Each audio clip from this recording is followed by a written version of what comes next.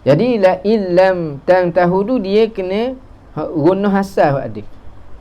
Kalau siapa berkesempatan mungkin boleh tengok balik dekat Dr. Azizul Hasan terangkan tentang gunnah. Dulu beliau pernah buat program berkaitan dengan bacaan gunnah sahaja. Tentang gunnah di Telemong, di Desa Takwa. Jadi dia kata Izzah Syafawi, Hukmi apa semua, dengung hak asal tu ada. Sebab sifat min dengan nun tu memang dia adalah gunnah. Sifat gunnah. Jadi kita kekalkan gunnah hak asal tu ada. Hak gunnah yang kita takdirkan dua harakat tu kalau apa dia dengan dibaca dengan iklaq, ataupun dibaca dengan kalau idgham mislain, ataupun juga disebut dengan istilah idgham mimi. Idgham mimi. Mim bertemu dengan mi. Baik. Jadi hak ni apa dia? La illam tantahu. Jangan gaduh ingat. Baca biasa. La illam tantahu. La illam tantahu. La illam tantahu. Jangan lama sangat. Jangan sampai la illam tantahu. Tak kena. Hak asal tu ada. La illam tantahu. Hak asal gunnah tu ada. Baik. Jadi mereka menyatakan sekiranya kamu tak berhenti, sekiranya kamu tidak berhenti benda ni, tidak berhenti daripada kerja dakwah ni. Dia tak sebut benda apa, dia kata la illam tantahu. Kalau kamu tak berhenti benda, pasti orang tengah marah cakap panjang, kamu tak berhenti siap. Faham dia tu.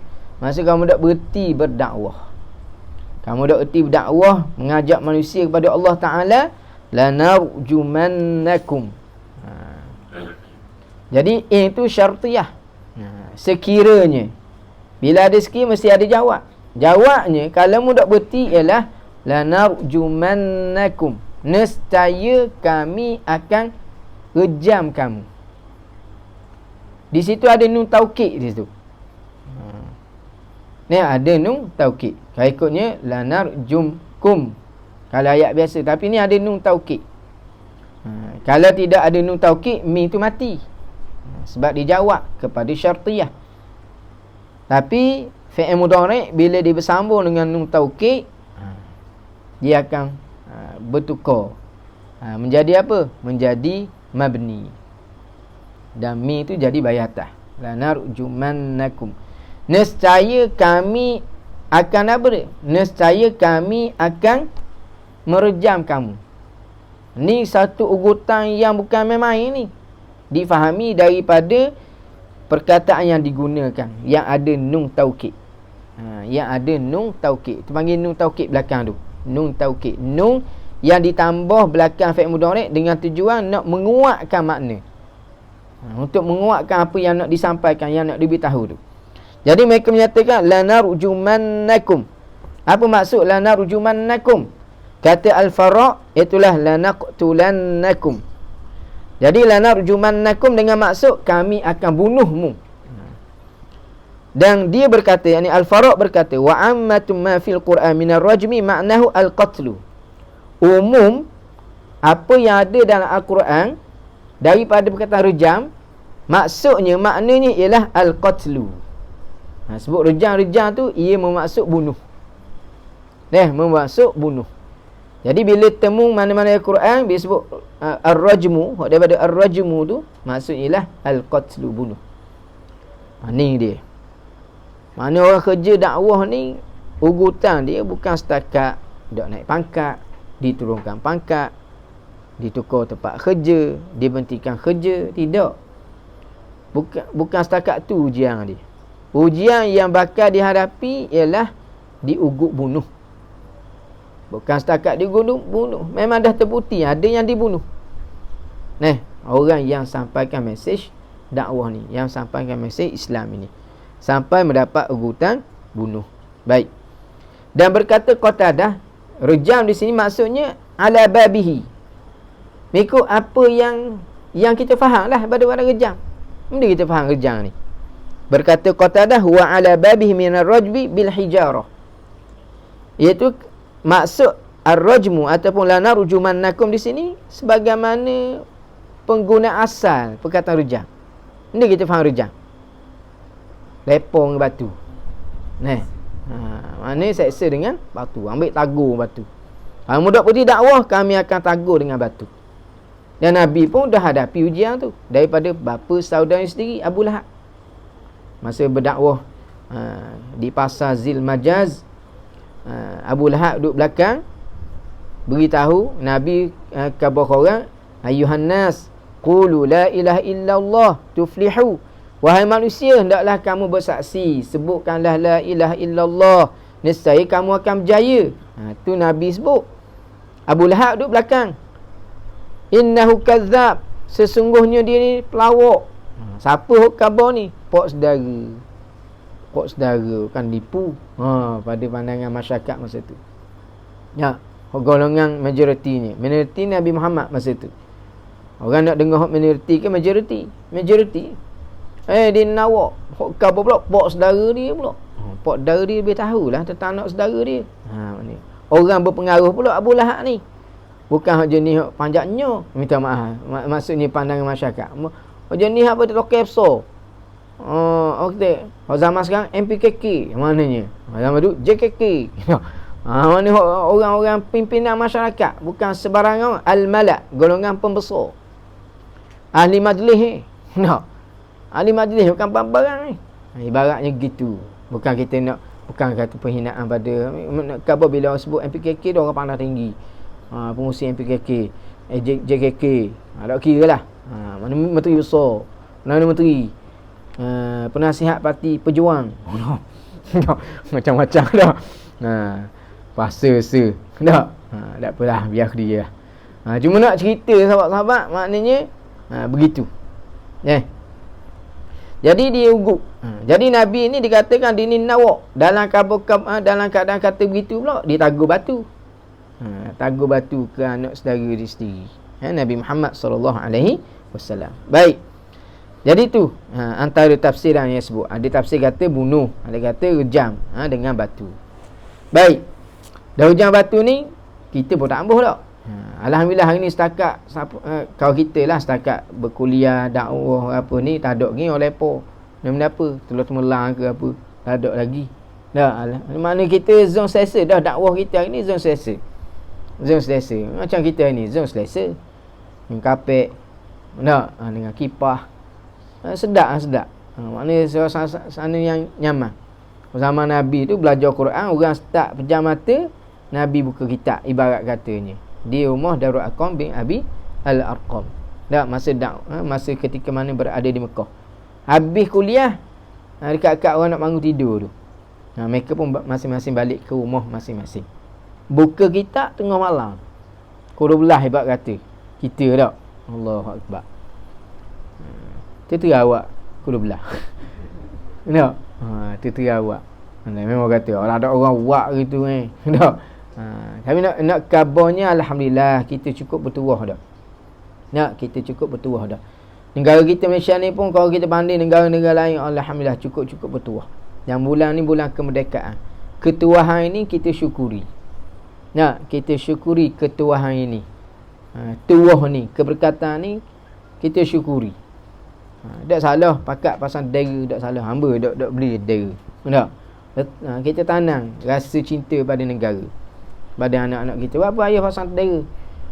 Ni nikmat. Ni kita selahkan semangat kenegaraan kita, kasih pada negara. Yang patut kita pertahankan. Kat gini ayah akan gimu pula kena jaga. Jaga macam mana ayah? Mu jaga semayang, mu jaga puasa. Pastikan politik ni dikuasai oleh orang Islam. Kuasa politik ni biar orang Islam yang kuasai. Jangan lock kepada orang bukan Islam ataupun barwa kepada orang bukan Islam. Jangan lock pada mereka. Kalau tak boleh nak kelas-kelas Quran gini. Payah kat gini. Susah kat gini begitu. Tak. Baik. Jadi balik pada sini. Jadi ini dia. Dalam dakwah ugutan bunuh rejam ke apa tu satu lumrah. Jadi mereka menyatakan kalau mudak berhenti lanarjumannakum wa la yamassannakum minna azabun alim. Mereka ugut lagi apa dia? Wa la yamassannakum, nescaya akan menyentuh kamu. Akan menyentuh kamu daripada kami ni, kami yakni penduduk Antakiyah itulah. Azabun alim, azab yang pedih. Kami akan rasakan pada kamu, kamu akan menyentuh kepada kamu. Lamassannakum, nun tu nun taukid juga. Nescaya akan menyentuh kamu daripada kami ni azab. Azab tu memang benda yang menyakitkan dah, tapi disifatkan lagi alimun. Azabun alimun. Alim atas wazan fa'il. Fa'iyalam. Kalau belajar bahasa Arab ni panggil sirah mubalaghah. Yang nak beritahu azab yang alim maksudnya mu'limun syadid, yang menyakit, yang amat sangat. Ini azab yang amat-amat pedih daripada kami ni. Mu akan rasa macam mana azab yang amat pedih daripada kami ni. Kita pernah pergi Kemboja dulu. Dengan Haji Zainuddin. Pergi dia dengan anak dia Muiz. Pernah pergi Kemboja, dibawa pergi tengok tempat orang menyeksa tu. Di tempat penyiasaan di Kemboja tu. Allahu Akbar. Tengok alat-alat dia menjetang elektriknya, penjara yang begitu sempitnya. Lepas tu tempat diikat tangan kaki. Allahu Akbar. Tak sanggup kita tengok. Tak. Memang dahsyat lah. Kata bentuk azab yang kita tengok di situ. Bayangkan hok begini. Maknanya orang ugut kita, kalau mu dak berhenti dakwah, mu akan rasakan azab yang pedih daripada kami. Allahu Akbar. Kita kaki tersepak kaki meja pun takkan nak sakit dah. Kita cobek diri kita sendiri pun takkan nak sakit dah. Kita ambil rotan di kita pun sakit dah. Itu pun kita buat kadar dalam orang kata mampu kita tanggung. Orang dah nak seksa seseorang ni, tak kira dah, dia buat habis kuat lah. Dia nak seksa seseorang. Inilah cabaran dalam dakwah. Inilah ujian dalam dakwah. Jadi bila kita tengok gini, kalau kita dalam dakwah kita terima ujian, baca kisah ni, insya-Allah semangat kita tidak akan luntur. Kita akan terus bersemangat. Kalau di Mesir, sahabat-sahabat, penjara Mesir ni ada dua. Ada penjara untuk orang baik, ada penjara memang untuk orang jahat. Ada penjara memang untuk orang jahat, itu tak apalah. Ni ada penjara untuk orang hok baik ni. Hok baik yang memperkatakan tentang Islam, memperjuangkan Islam. Ada yang ditangkap, diseksa. Antara bentuk seksaan, dicabut kuku ni hidup-hidup. Dicabut kuku hidup-hidup. Itu di antara bentuk penyiksaan terhadap mereka yang mempertahankan Islam. Dulu hamba masa duduk sekejap di Mesir dulu, masa belajar dulu, ada satu taman lah, hadiqah. Atas tu taman, orang duduk bersiar apa, tapi yang nampak polis ada jaga. Rupa-rupanya ada penjara bawah tanah. Ada penjara bawah tanah di satu tempat orang panggil Hayy Sabi', di section 7. Satu tempat ada. Tu maknanya cabaran orang yang memperjuangkan Islam, dilabel sebagai pembohong, penipu. Itu semua adalah sebagai satu cabaran. Baik. Jadi ini ugutan yang diberikan kepada mereka ni. Qalu ta'irukum ma'akum. Lalu mereka menjawab, qalu. Mereka jawab bila dengar tuduhan puak Antokiyah ni, mereka sedikit dak gentar. Mereka dituduh sebagai pembawa kecelakaan, kesialan. Kemudian mereka diugut untuk bunuh. Adakah mereka berundur ke belakang, berhenti pada dakwah? Tidak. Qalu, mereka pun kata, disebut mereka berkata ni, nak kata satu benda ni mesti ada kecekalan, orang kata keteguhan iman. Kita biasa kadang-kadang meeting tak, musyawarah. Kalau nak beri satu idea berlawan arus dengan, kalau kita suka rendah, gusar, mikir 2-4 kali dah. Kan aku beri idea yang berbeza kan. Tak boleh APC aku. Tak boleh anugerah perkhidmatan cemerlang aku. Pacerah nak. Kayak gini aku nak MC payah. Nak si akid payah ni. Nak main yes man dah yes boss. Nak epek mana pun. Epek puji sama beres Tak. So lawan-lawan ikut aku jelah. Jarang orang nak ambil lawan arus ni. nak luar pandangan yang mungkin berbeza, yang boleh mendatangkan bahaya kepada dia. Tak. Jadi nak sebut satu benda ni payah sebenarnya. Tapi tengok, munasabah dah mereka ni dipilih oleh Nabi Isa AS. Sebab dia ada syaja'ah, ada keberanian, ada keyakinan kepada Allah SWT, ada keteguhan, dia tak berganjak, dia tetap dengan Lalu mereka berkata qalu. Qalu tu sebenarnya ada unsur ketegasan. Mereka berkata ta'irukum ma'akum. Kecelakaan tu ma'akum, berserta dengan kamu, bukan dengan kami. Kecelakaan tu berserta dengan kamu. Yang jadi Dr. Ujang ni sebab apa? Mutolak ajaran Islam ni. Ajaran Islam yang menjanjikan keberkatan. Bila mana diterima, diamalkan. Bila mutolak, bermakna mengundang malapetaka daripada Allah Subhanahu Wa Taala. Hari ni sahabat-sahabat, yang jadi kita hidup dalam kepincangan ini, kehinaan ni sebab apa? Sebab kita tinggalkan ajaran Islam. Alhamdulillah lah kita, Allah Ta'ala masih lagi beri petunjuk. Kita sebut ni secara umum. Dan kita tidak berbangga.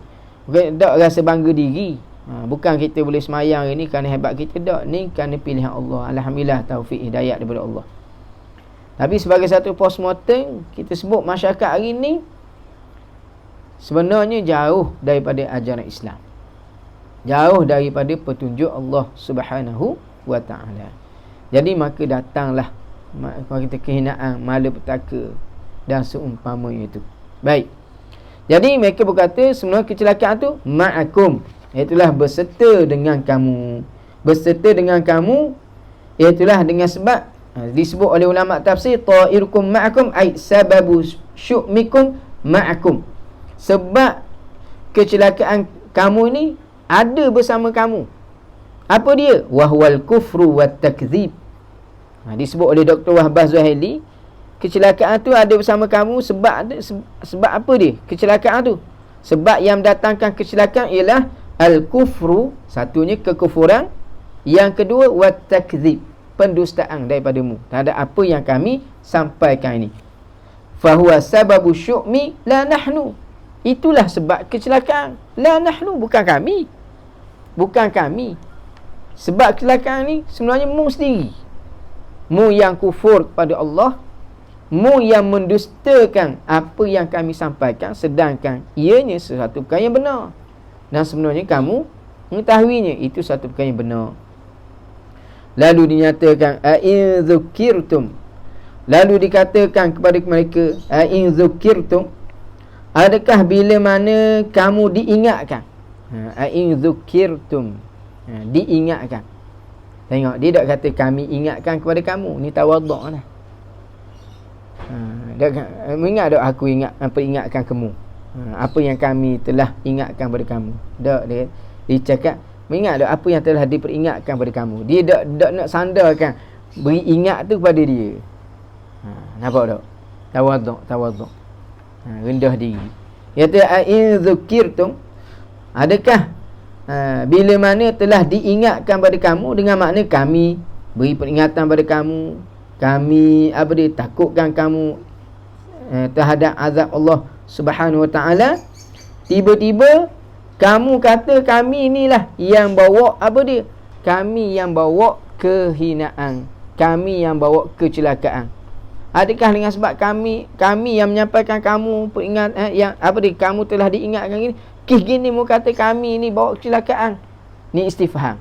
In zukirtum, adakah kerana diingatkan kamu terhadap azab Allah ni bawa kecelakaan? Gitu maksudnya.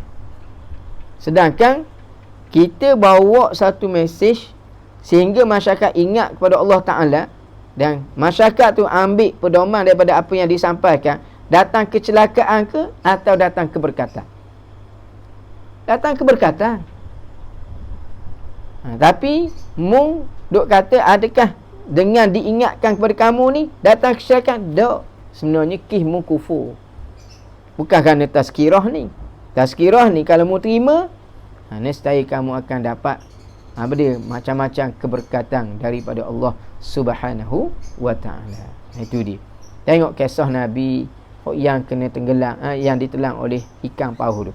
Al-hut, An-nun wa Dhunnun. Dhunnun, siapa Dhunnun? Nabi Yunus alaihissalam. Dia tinggalkan kaum dia. Dia kata kalau mu dak taubat, dak kembali pada Allah dalam 40 hari, kamu akan dibinasakan oleh Allah Taala. Tu tazkirah, tu peringatan yang disampaikan oleh Nabi Yunus. Nabi Yunus pun tinggal kampung dia. Kemudian dia dapat teguran daripada Allah kerana dia tinggalkan kampung tu bukan kerana perintah daripada Allah. Hak tu kisah Nabi Yunus. Hak kisah hak ni, hak penduduk rakyat dia, penduduk dia tu guna. Apa yang berlaku pada penduduk dia? Penduduk dia ni asalnya tolaklah. Tapi akhirnya dia nampak ada awan yang gelap. Seolah-olah sedang mara ke tempat mereka ni. Maka mereka pun teringat ancaman Nabi Yunus ni. Akhirnya mereka pun pakak-pakak berhimpun di satu tempat yang lapang dengan membawa binatang ternak masing-masing. Dipisahkan antara mak dengan ibu. Nangislah kambing ni, lembu ni, dia manusia dan seumpamanya ni dengan baju yang hina, bukan dengan megah-megah lah. Bertaubat kembali pada Allah. Akhirnya dengan sebab mereka terima tazkirah daripada Nabi Yunus tu, bala yang dah mara kepada penduduk ni, umat Nabi Nuh ni, kaum Nabi Nuh ni, akhirnya diangkat oleh Allah Subhanahu Wa Taala. Diangkat oleh Allah. Dah buat apa kisah apa dia Firaun tu, yang apa dia akhir dibinasakan oleh Allah Taala juga, walaupun di mereka tu dia berkata aku dah beriman dengan Tuhan yang diimani oleh Nabi Musa dan Nabi Harun. Bezanya hok yang Firaun tu tetap dihancurkan sebab bala tu mari dah. Dah berlaku dah bala tu. Nak taubat tak diterima dah. Tapi hok Nabi Yunus ni bala tak mari lagi. Alamat baru. Nampak ada tanda-tanda macam nak mari bala. Mereka lekah-lekah bertaubat kembali pada Allah SWT. Hok ni apa dia bila nak tergelang, bung gelang tu, amantu bi rabbi Musa wa Harun. Tak terimalah. Tak terima dah, hancur dah. Bila turun bala daripada Allah SWT. Baik. Jadi balik pada sini, in dzukirtum, adakah dengan disebabkan diingatkan kamu kata apa dia itu adalah sebab orang kata datangnya bala, bal antum qaumum musrifun. Kemudian akhirnya khulasah yang diberikan oleh 3 utusan ini kepada penduduk Antakiyah. Khulasah ni mu ni mendapa sebenarnya? Mu ni sebenarnya apa dia? Kaum yang bal antum, bahkan kamu sebenarnya adalah kaum musrifun. Musrifun dengan maksud apa dia? Yang melampaui batas. Kata Dr. Wahab Zuhaili, mutajawizunal hadda fi syirki wa mukhalafatil haqq. Kamu melampaui sempadan dalam melakukan perbuatan syirik dan menyanggahi yang benar. Itulah sebenarnya mu. Sebenarnya mu ni ada lain. Mu ni adalah kaum yang musrifun, yang melampaui batasan Allah. Tu sebab kamu ditimpa bala daripada Allah Subhanahu Wa Taala. Baik. Kemudian dinyatakan yang seterusnya pada ayat yang berikut, wajaa min aqsal madinati rajulun yas'a, dan telah datang min aqsal madinah, daripada pinggir bandar. Pinggir bandar ni rajul, seorang lelaki. Rajulun ni maksudnya seorang lelaki. Datang seorang lelaki yang yas'a, sifatnya ialah dia bersegera. Rajulun yas'a, datang dengan segera. Siapa lelaki ni? Rajul ni siapa? Disebut dalam tafsir dia adalah dikenali dengan sebagaimana disebut oleh Muqatil, ialah Habib bin Israel An-Najjar. Habib bin Israel An-Najjar itulah tukang, seorang tukang kayu, An-Najjar. Dan ada yang menyatakan tukang kasut, ada kata tukang gunting, tu khilaf. Yang penting dia adalah seorang lelaki. Baik. Yang mana Dia datang ni setelah mana datang berita bahawa 3 orang ni berada dalam bahaya. Nak dibunuh. Dah diugut. Kalau tak berhenti berdakwah, akan dibunuh, direjam. Akan dirasakan azab. Jadi akhirnya, datanglah lelaki ni nak tolong 3 orang Rasul ni. Ni penduduk asal. Penduduk setempat bandar ni. Jadi waja'a min aqsal Madinah, datanglah daripada pinggir bandar seorang lelaki namanya Habib bin Israil An-Najjar, yang mana dia ni asalnya wa kana yanhitul asnam, dia ni asal-asalnya sembah berhala. Asal dia ni. Tapi akhirnya alhamdulillah dia dapat petunjuk Allah, dapat hidayat daripada Allah, dia beriman pada dakwah yang disampaikan oleh 3 orang utusan ni. Baik. Asalnya disembah berhala. Kemudian wa huwa mimman amana bin nabiy sallallahu alaihi wasallam wa bainahuma 600 sanah. Yang mana dia ni Habib An-Najjar ni, dia ni termasuk daripada orang yang beriman dengan Nabi Muhammad sallallahu alaihi wasallam, dan jarak dia ni yang telah beriman Nabi ni dengan Nabi Muhammad 600 tahun. 600 tahun. Maknanya tak sempat lagi Nabi Muhammad sallallahu alaihi wasallam. Tapi sebagaimana kita dah tahu semua pada ni, para nabi, para rasul, mereka mengingatkan umat bahawa akan ada nabi akhir zaman namanya Muhammad. Dan dia percaya. Di antara orang yang mempercayai Nabi Muhammad sallallahu alaihi wasallam. Baik.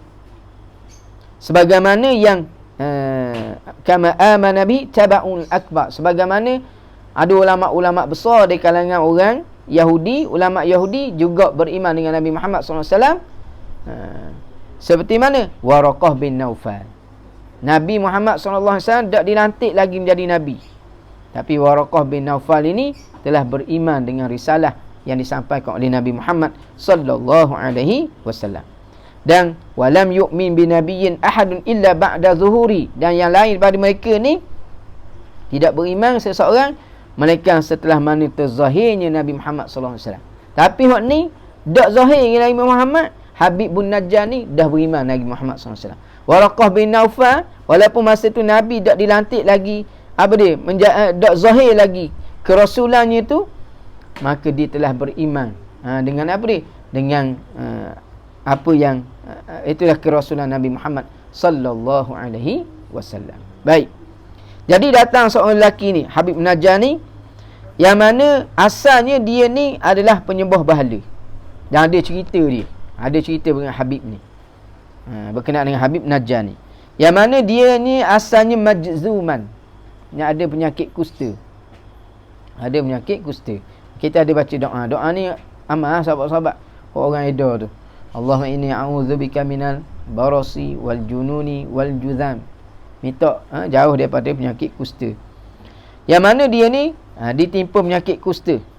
Dan rumah dia ni jauh daripada bandar. Maknanya ujung bandar, di ujung pintu bandar. Mula-mula nak masuk bandar, tempuh rumah dia dulu.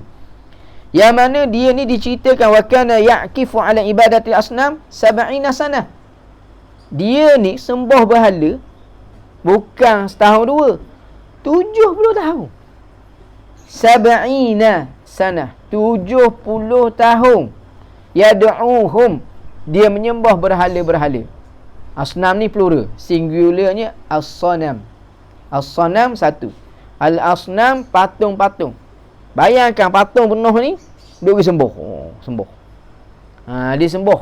Bukan setahun, bukan 2 tahun, bukan 10, bukan 20, 70 tahun sembuh. Allahu akbar. Nak lama je sembah berhala ni. Sembah tu dengan tujuan apa? La'allahum yarhamunah. Mudah-mudahan berhala-berhala yang disembah tu merahmati dia.